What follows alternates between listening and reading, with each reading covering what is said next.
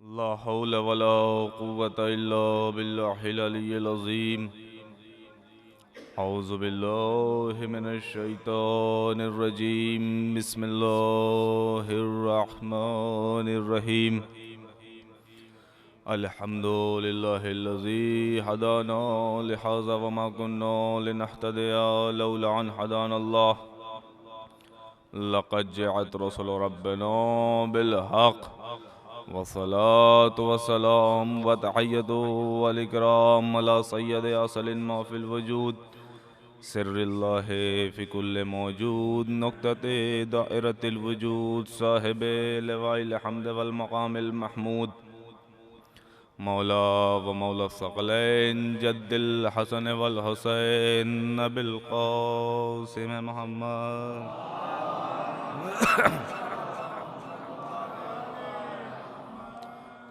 वअलैहि तय्यबीन अत्ताहिरीन अल-मासूमीन अल-मज़लूमीन व लअनतुल्लाहि अला अदाइहिम अजमईन मिन यौमिना हाज़ा इला क़याम यौमिद्दीन।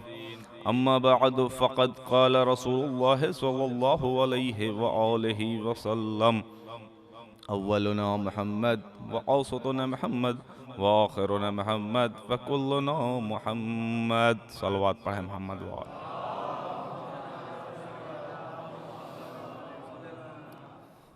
मौज़िज़ सामीन हज़रात व बरदरान ईमानी, पहली मरतबा आप हज़रात की खिदमत में हाज़री का शरफ़ हासिल हुआ है।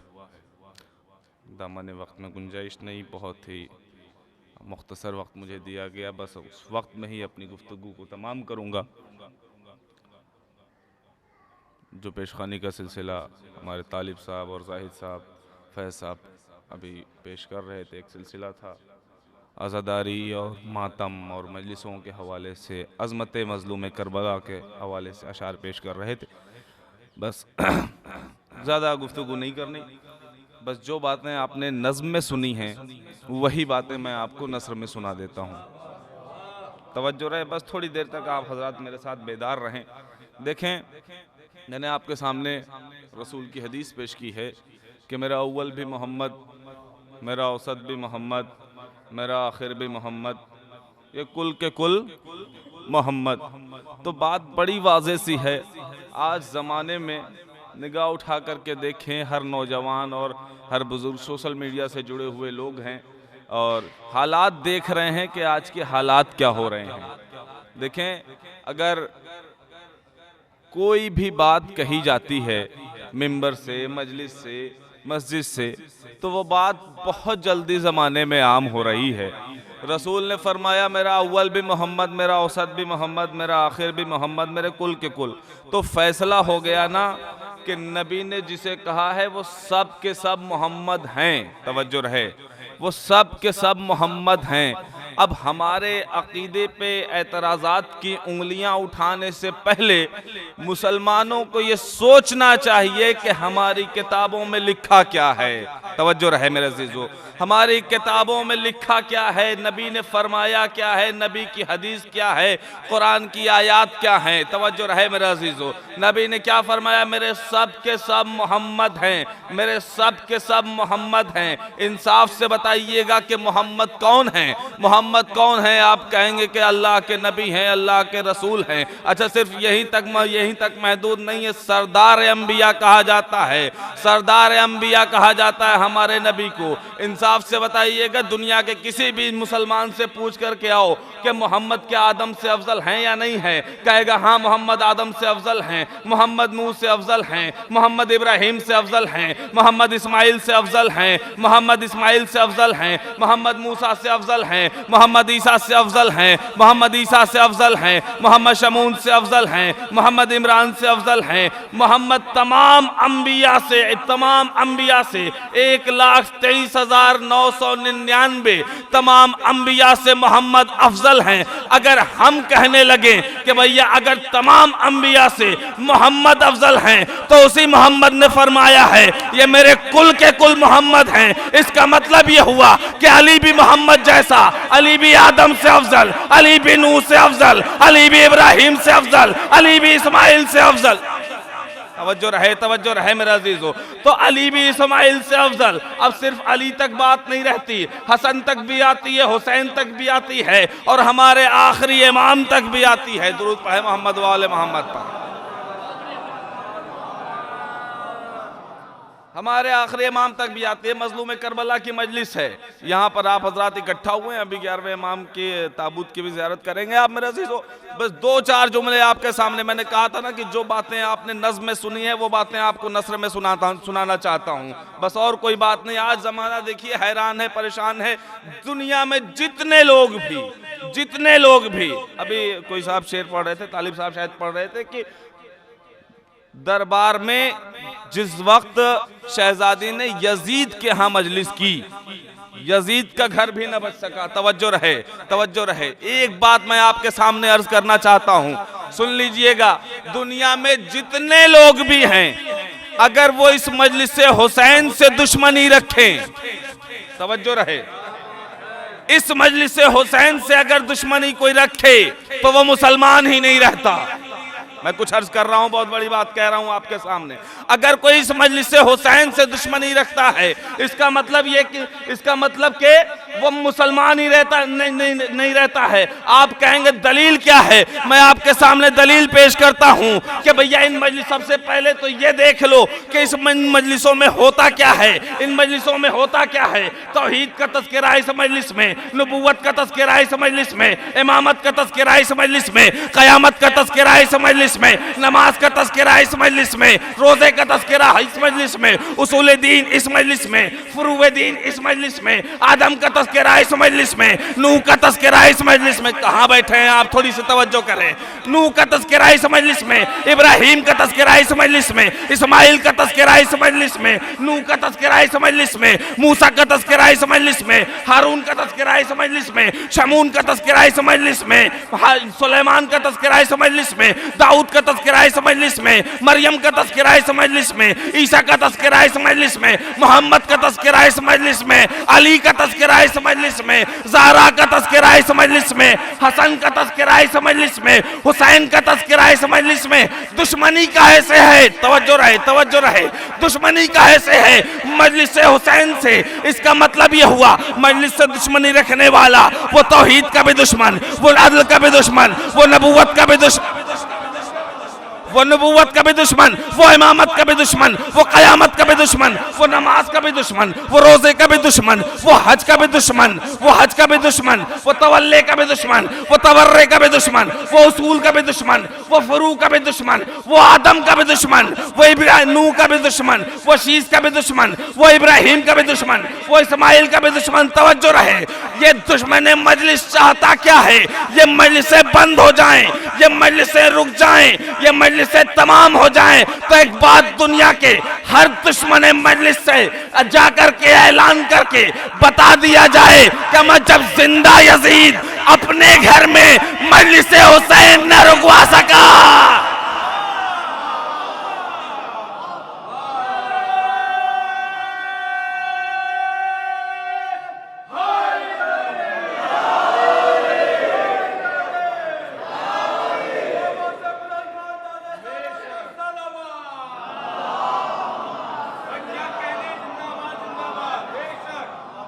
जब जिंदा यजीद अपने घर में मजलिस हुसैन न रुकवा सका, तो आज मुर्दा यजीद के चाहने वाले क्या मजलिस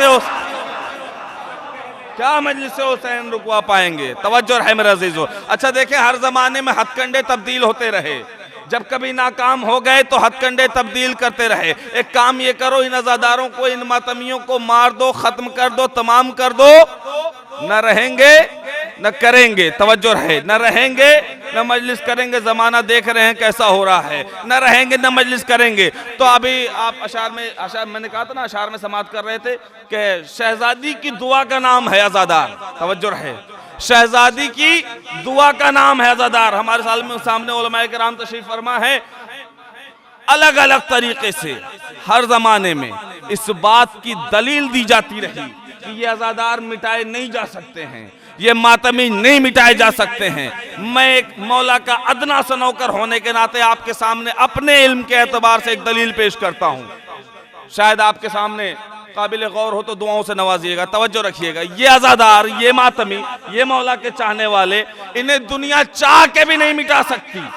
तवज्जो मेरे अजीजों, चाह के भी नहीं मिटा सकती। क्यों नहीं मिटा सकती?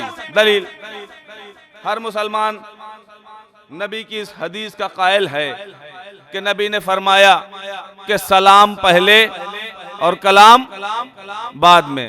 ठीक है, बात वाज़े है, मुसलमानों पर लाजिम है। क्या लाजिम है? कभी भी किसी से मुलाकात हो तो पहले सलाम करो फिर कलाम करो, पहले सलाम करो फिर कलाम करो, पहले सलाम करो फिर कलाम करो। तो हमने पूछा कि भैया ये सलाम का मतलब क्या है? तो कहने लगे कि बड़ी अजीब बात है, मौलवी हो गए, मौलाना हो गए, मिंबर पर आ गए, आपको सलाम का मतलब नहीं पता। हमने कहा आप बता दीजिए क्या मतलब है। कहने लगे सलाम का मतलब ये है कि आप सलामत रहिए। तवज्जो रहे, तवज्जो रहे, तवज्जो, थोड़ा सा बेदार रहे मेरा अजीजों। सलाम का मतलब ये है कि आप सलामत रहिए। हमने कहा अच्छा, मतलब आपने अगर किसी को सलाम कर दिया तो वो सलामत रहेगा? कहा हाँ हाँ बिल्कुल सलामत रहेगा, सलामत रहेगा। कहा अच्छा ठीक है, मैंने मान लिया सलाम का मतलब है आप सलामत रहिए। अच्छा वालेकुम अस्सलाम, जवाब सलाम का क्या मतलब हुआ? का जवाब सलाम का मतलब ये हुआ कि आप भी सलामत रहिए। अच्छा ठीक है, वाज़े है, मुत्तफ़िक़ अलैह है, बात मुत्तफ़िक़ अलैह है, हर मुसलमान इस बात को तस्लीम करता है। सलाम का मतलब आप सलामत रहिए, वालेकुम अस्सलाम मतलब आप भी सलामत रहिए। हमने कहा मुसलमानों बड़ी अजीब बात है, तुम्हारे अकीदे में ये बात पेवस्त है कि अगर तुम एक दूसरे को सलाम करो तो वो सलामत रहता है, अमा तुम्हारे सलाम में इतनी ताकत हो गई कि तुम एक दूसरे को सलाम करो तो वो सलामत रहे। तुमने तारीख़ करबला नहीं पढ़ी है? मजलूम इमाम ने करबला के मैदान से कहा था, बहन ज़ैनब मेरे शियों को मेरा सलाम।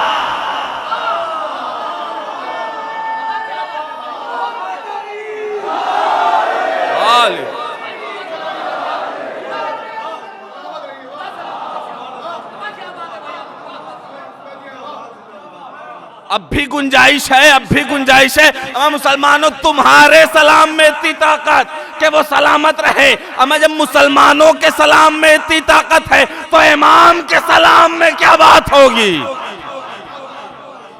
इमाम जिसे सलामती की दुआ दे दे। अब बताएं आप, दुनिया में है किसी में ताकत जो मिटा सके? अच्छा अब क्या है मामला, रोते क्यों हैं, ये रोना क्यों है? तवज्जो रहे, अब मैं आपके सामने एक बात पढ़ देना चाहता हूँ।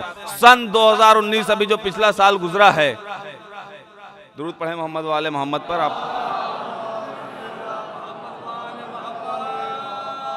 आप हजरात इधर मुतवज्जे रहें, उधर अपना काम करने दे लोगों को। एक मरतबा और बाबा से बुलंद सलवात पढ़ें आप हजरात।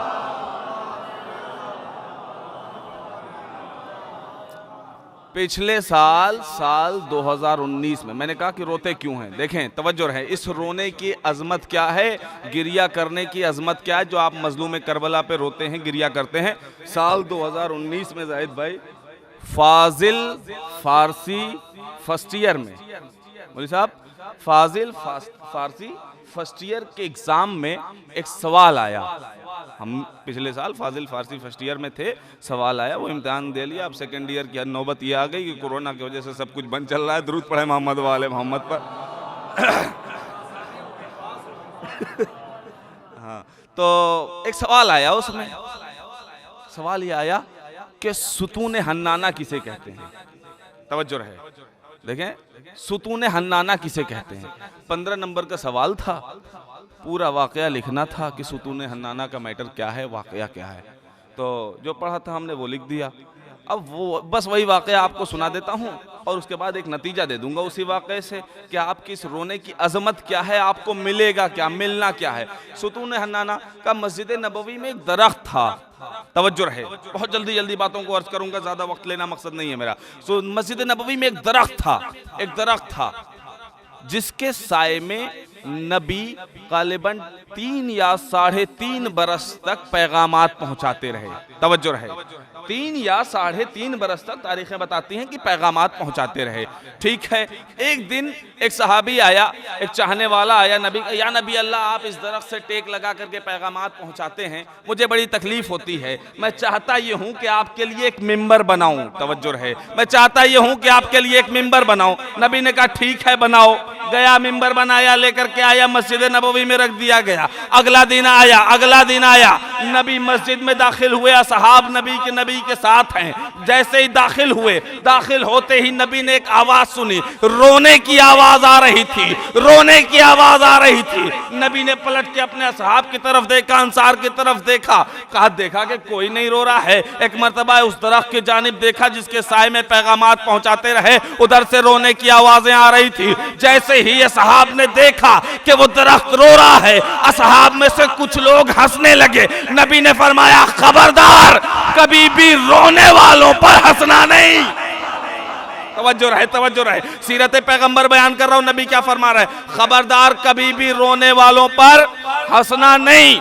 नबी ने फरमा दिया, ठीक है। अब नबी उस दरख्त की तरफ मुतवज्जे हुए, उस सुतून की तरफ मुतवज्जे हुए। क्या बात है, क्यों रो रहा है, क्या वजह है? उस तरह मर्जी इलाही से वो दरख्त गोया हुआ, बोला, कलाम किया, या नबी अल्लाह, 3.5 बरस तक आप मुझसे टेक लगा करके मेरे साए में पैगामात पहुंचाते रहे। आज आप मुझसे जुदा हो रहे हैं, मुझे इस बात की तकलीफ है, मुझे इस बात का गम है, इसीलिए मैं गिरिया कर रहा हूं, इसीलिए मैं रो रहा हूं। नबी ने क्या फरमाया? नबी ने फरमाया, चल ठीक है, कोई बात नहीं, बीवी मैं मस्जिद के ही अंदर रहूंगा, तेरे आंखों के सामने ही रहूंगा, तेरे सामने ही रहूंगा, मैं तुझे कयामत तक की खुशबू अता करता हूं। तवज्जो रहे, क्या फरमाया नबी ने? मैं तुझे कयामत तक की खुशबू अता करता हूं।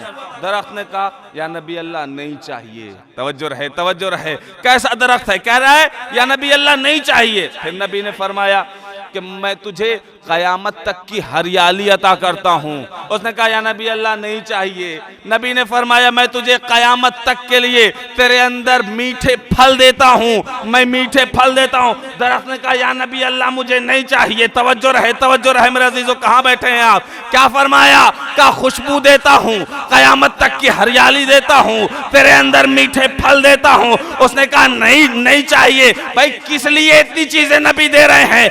नबी की जुदाई के गम में अगर कोई एक मर्तबा रोए तो कयामत तक के लिए इनामात मिलते हैं। उस नबी के नवासे के गम में कोई कौम सारी जिंदगी रोती रहे।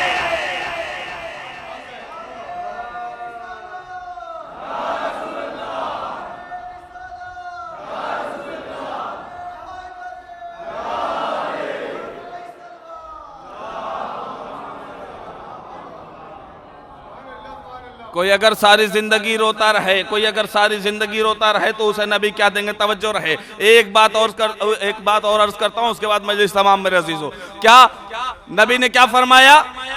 कयामत तक की खुशबू, कयामत तक के लिए मीठे फल, और कयामत तक के लिए तेरे अंदर हरियाली। उसने कहा, नहीं चाहिए। फिर नबी ने फरमाया, बता फिर तू क्या चाहता है कि तुझे क्या चाहिए? तवज्जो रहे, नबी उसके मंशे के मुताबिक देना चाहते हैं। एक मर्तबा वो गोया हुआ मर्जी इलाही से कलाम किया फिर से, या नबी अल्लाह, मैं चाहता ये हूं कि रोज़े महशर आपके साथ महशूर किया जाऊं।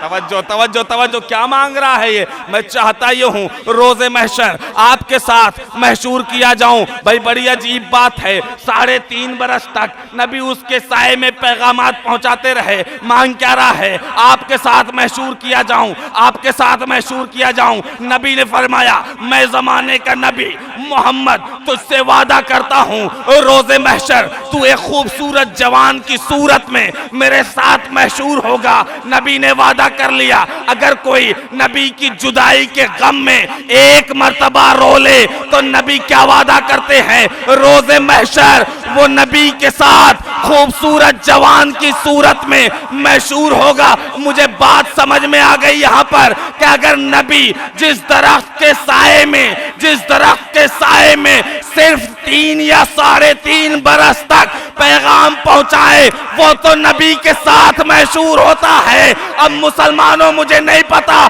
कि जिस अबू तालिब के साए में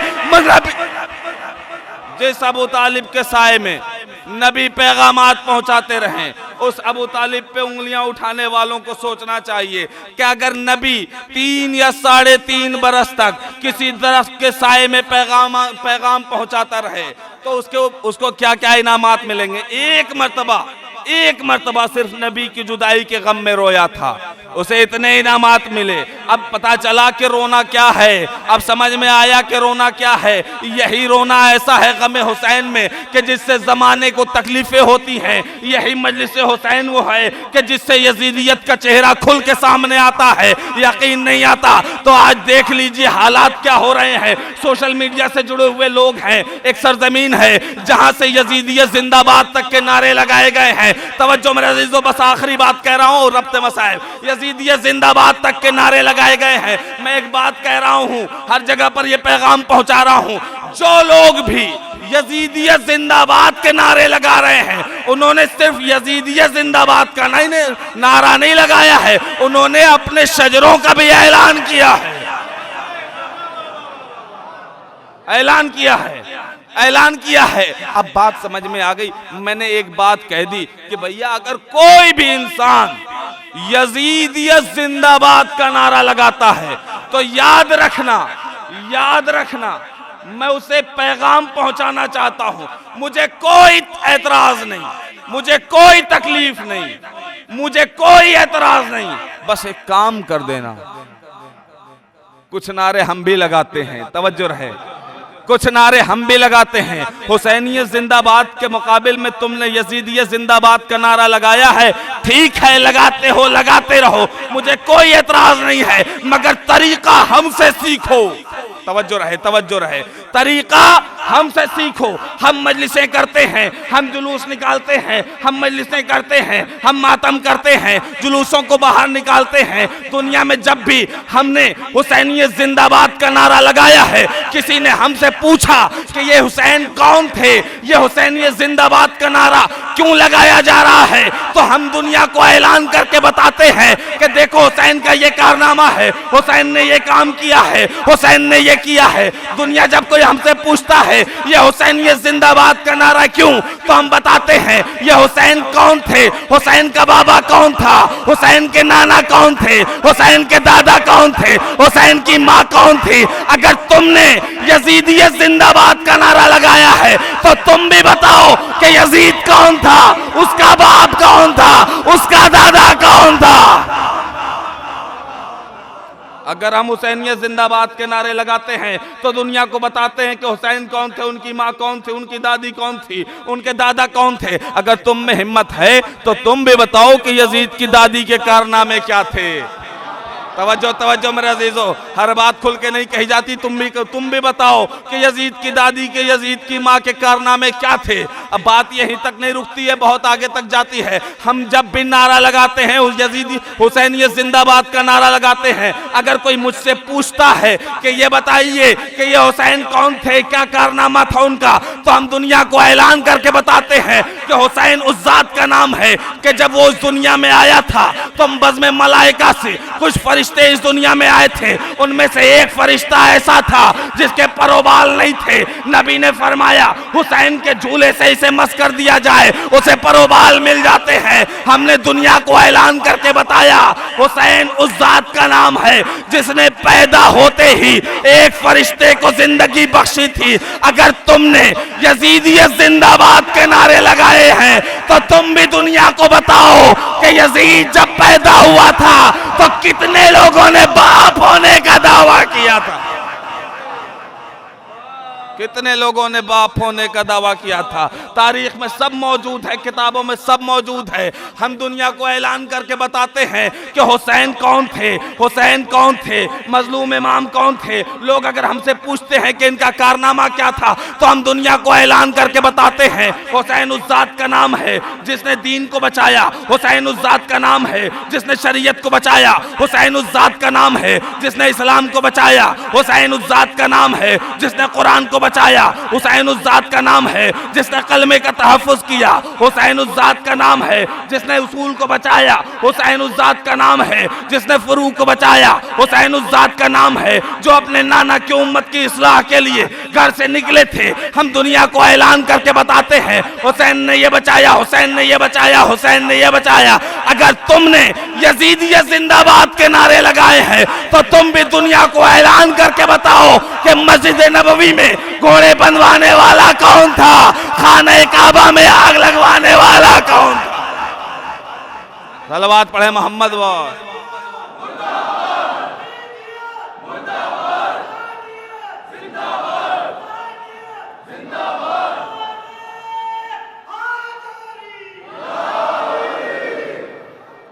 हम ऐलान करके बताते हैं कि हुसैन कौन थे। अगर तुम में हिम्मत है तुम भी बताओ कि यजीद कौन था। बस मैंने अपनी गुफ्तगू को तमाम कर लिया, मेरा वक्त तमाम हुआ मेरे अजीज़ों। अब अपनी मंजिल की तरफ इसके बाद प्रोग्राम काफ़ी तुलानी है, इसके बाद भी आपको तबरुकात की ज़ियारत करनी है। बस तो मज़लूम करबला की वो ज़ात है दुनिया ने जिसे नहीं समझा।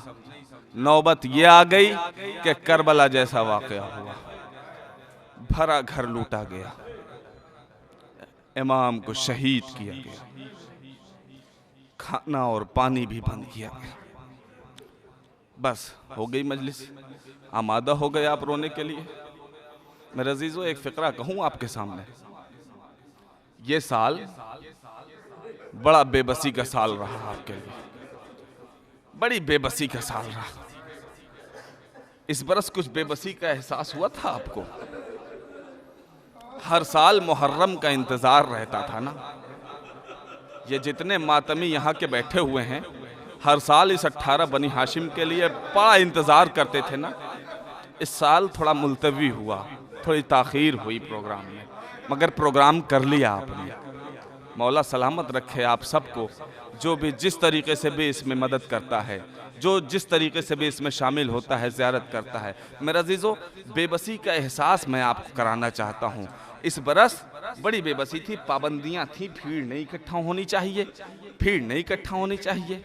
चांद रात आई, आपने अपने अपने घरों में अज़ा खाने सजा लिए, अपने अपने घरों में मजलिसें कर ली, अपने अपने घरों में मातम किया, मगर हर साल की तरह नहीं किया ना कि जहाँ हज़ारों की तादाद में इकट्ठा होते थे। चांद रात आई, बेबसी लगी होगी। पहली मुहर्रम आई और बेबसी बढ़ी होगी, दूसरी मुहर्रम आई और बेबसी बढ़ी होगी। कुछ नहीं कहना मुझे, बस अपने दिल पे हाथ रख करके मुझसे बताना, मुझसे कहना कि तुम्हारे दिलों पे 10 मुहर्रम को क्या गुजरी होगी, क्या बेबसी का एहसास रहा। बस एक ही बात दिल में तसव्वुर में रहती होगी, हाय मौला हर बरस हम आपका ताबूत और ताजिया लेके करबला जाया करते थे, इस बरस हम करबला नहीं जा सके। मौला इस बरस हम करबला नहीं जा सके। मौला आपका ताजिया दफन नहीं कर सके। मौला गाजी आपका अलम करबला नहीं ले जा सके। मौला आपकी तुरबत करबला ले जा करके हर साल 10 मुहर्रम को दफन करते थे, इस साल नहीं दफन कर सके। इस बेबसी का एहसास हुआ ना, मौला की मजलूमी के साथ साथ अपनी इस बेबसी पे भी गिरिया किया होगा। हाय मौला इस बरस नहीं जा सके, माफ करिएगा, आपकी बेबसी का ये आलम है। जरा करबला में आकर के सैयद सज्जाद की बेबसी देखना, आंखों के सामने बाबा का लाशा, भाई के सीने में बर्छी, अब्बास के बाजू कला, कासिम के पामाल टुकड़े। अजरुकुम इलल्लाह, अजरुकुम इलल्लाह।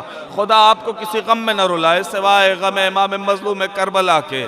मेरे अजीजों ये वो बेबसी सैयद सज्जाद की बेबसी थी। इसकी बेबसी का आलम यह था कि हाथों में हथकड़ी, पैरों में बेड़ी, कमर में लंगर, गले में खारदार तौ। हर बार ये मसाइब सुनते हैं मेरे अजीजों, थोड़ा सा मेरी तरफ मुतवज्जे हो जाना। मैं इसकी शरह कर देना चाहता हूँ कि ये लंगर, ये हथकड़ियाँ, ये बेड़ियाँ कैसी थी, उसके बाद अपनी मंजिल की तरफ बढ़ूंगा। मेरे अजीजों लोहे की हथकड़ी हाथों में बंधी थी, हाथों में लोहे की हथकड़ी बंधी थी, जिसकी जंजीर का एक सिरा आकर के गले के तौक से मिलता था।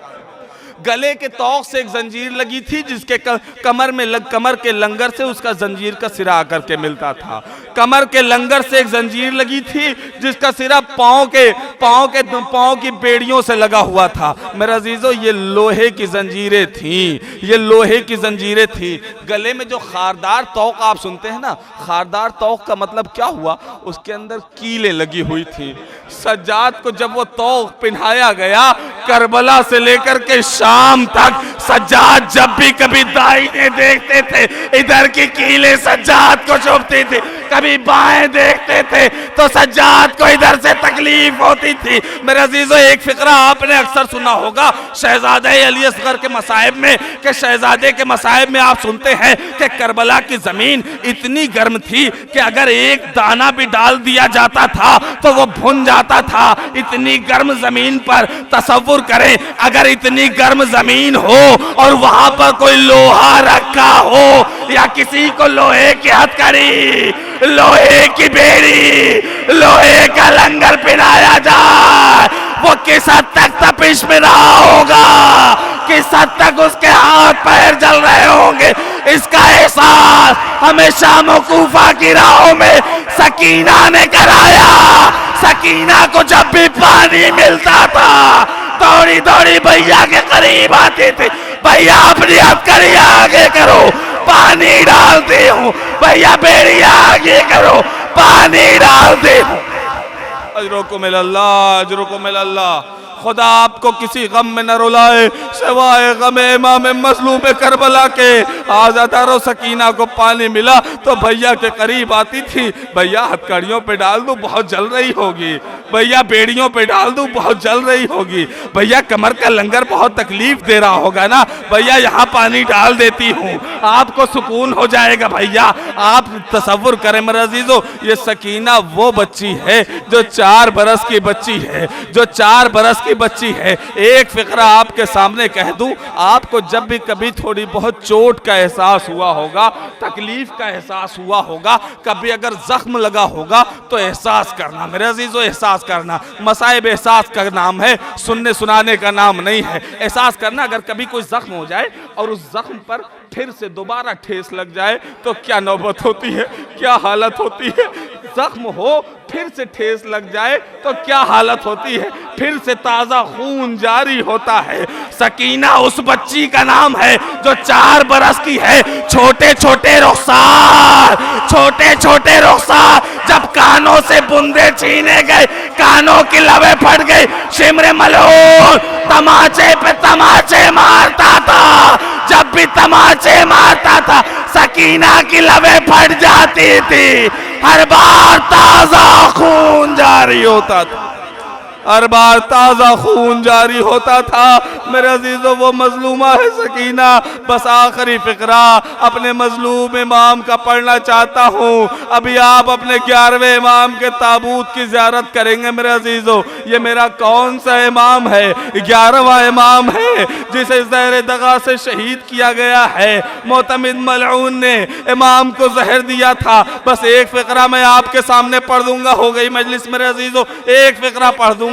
जिस वक्त इमाम को जहर दिया गया था उस वक्त हमारे आखिरी इमाम की उम्र 5 बरस बताई जाती थी, 5 बरस बताई जाती है। मेरे अजीजों, मैं कहूँगा ए मेरे मौला, आप शहीद हुए, आपको जहर दिया गया, आपके बेटा मौजूद था, आपके बेटे ने गुस्ल भी दिलवाया, कफन भी दिलाया, नमाज भी पढ़ाई। ऐ मेरे मौला, जरा करबला में आकर के देखे हुसैन मजलूम को जो शहीद किया गया, न कफन है, न कोई गुस्ल देने वाला है, न सकीना को कोई बचाने वाला है। मैं कहूँगा ए मेरे मौला, आज आपको आखिरी इमाम को पुरसा पेश करना है, उनके बाबा का पुरसा पेश करना है। इमाम की उम्र कितनी थी? 5 बरस उम्र थी, 5 बरस बताई जाती है। ऐ मेरे मौला, मैं हाथों को जोड़ करके एक फिक्रा कहूँगा। मौला, आप 5 बरस के थे, आपके बाबा शहीद हो गए, मर्जी इलाही से आपको अल्लाह ने तहफ़्फ़ुज़ में रखा, आपकी हिफाजत फरमाई, आप गैबत में चले गए। मौला, आपके आपके बाबा जब शहीद हुए आपके घर के पास कोई आग लेकर के नहीं आया था। मौला मौला आपको तमाचे मारने वाला कोई नहीं था। मौला आपको तकलीफ पहुंचाने वाला कोई नहीं था। मौला जरा करबला में आकर के देखे जिस वक्त हुसैन शहीद हुए हैं, एक मरतबा आग और लकड़ियां लेकर के खैमे जला दिए गए, बीवियों के सरों से चादर, सकीना को तमाचे मारे जा रहे थे, दामन में आग लगाई जा रही थी, बीवियों के सरों से चादर छीनी जा रही थी। इन्ना लिल्लाहि